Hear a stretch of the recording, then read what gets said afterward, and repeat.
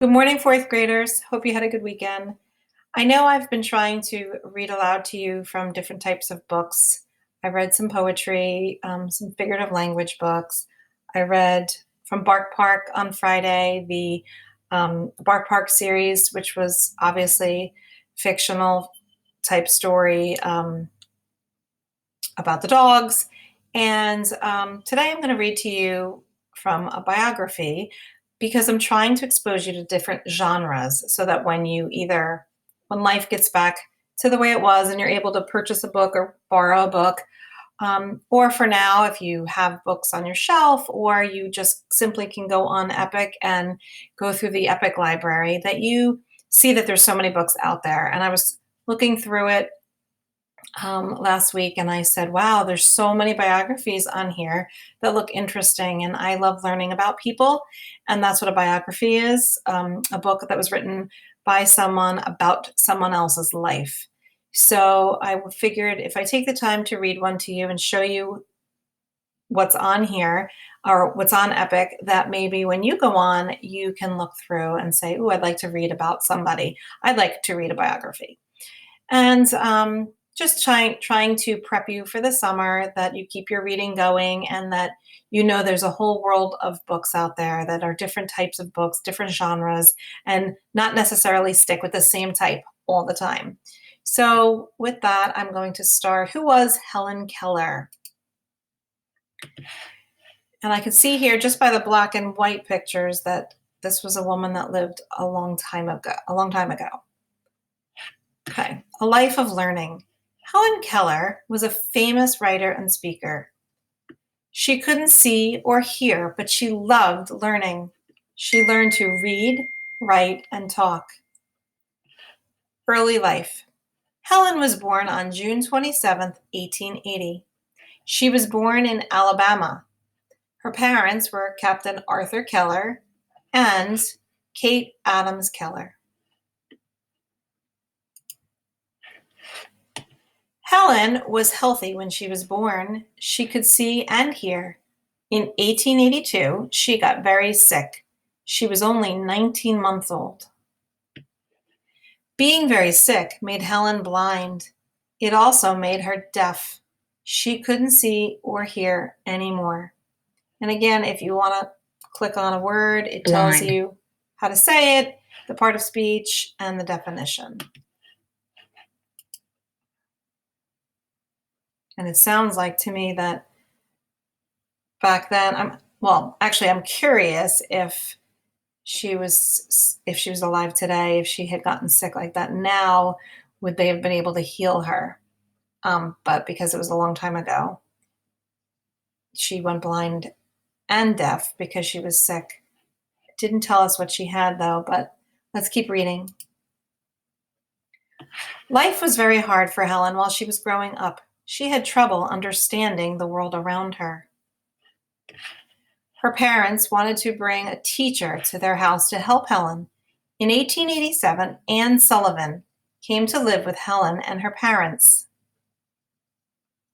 That's a real picture of her with her doll, and it must have been hard for her. Imagine a world where you couldn't see or hear. Anne was a great teacher. During her first month with Helen, Anne taught her to spell words with her hands. This is called sign language. And here's the alphabet, if you'd like to practice.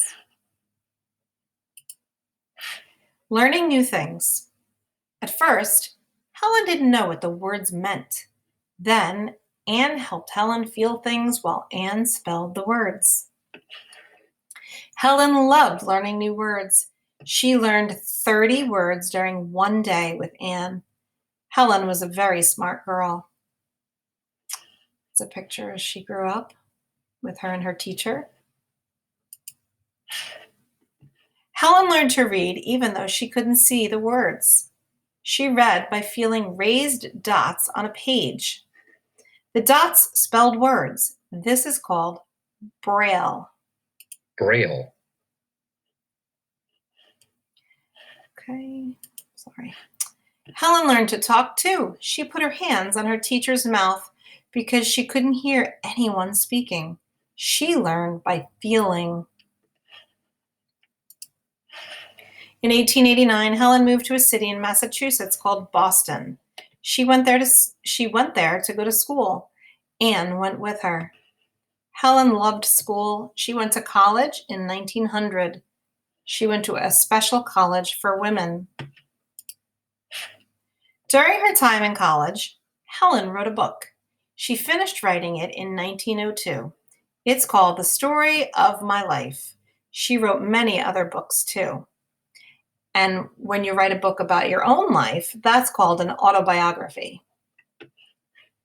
In 1904, Helen became the first blind and deaf person to finish college. After she finished school, she traveled around the world. Isn't that amazing? Helping others. Helen wanted to help other people who were blind and deaf too. She raised money to help them. Best friends. Helen's best friend was her first teacher, Anne. They lived and traveled together until Anne died in 1936.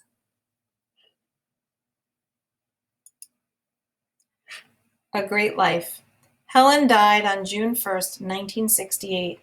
She showed the world that deaf and blind people can do great things. And there she is as an old woman. All right, so in the back there's a glossary, blind, college, deaf, famous, and language. And again, if you press on it. Famous.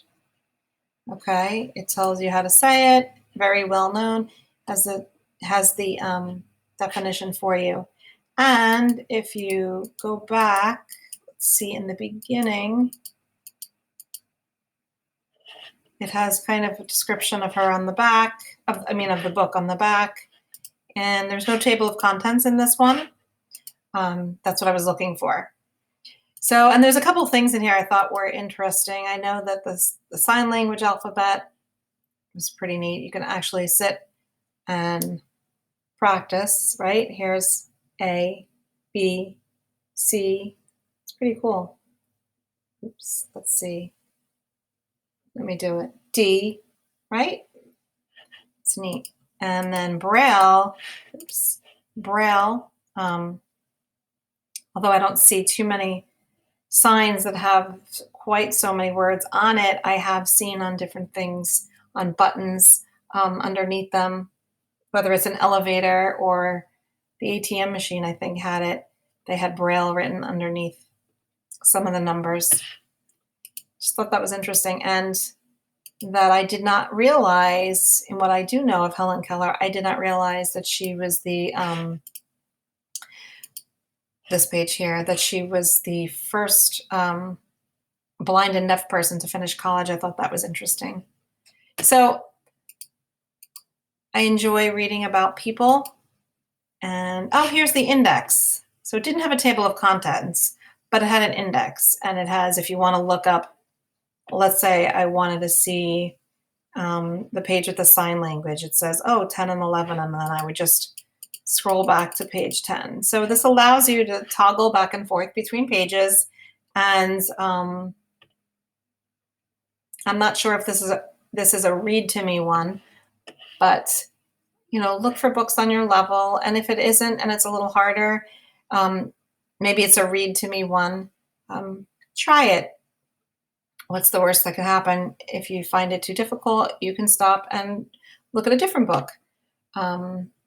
So I hope that this encourages you to read a biography today. If you would like to come on and pick one, and this way I can check and see which one you picked, that would be great. And then what I'd like you to do is go on Flipgrid and respond, not respond, but go on Flipgrid and, respond to me by saying the book that you picked and maybe telling me a fact or two about the person you read about. So have a good day and have fun with this. Hope you learned something good.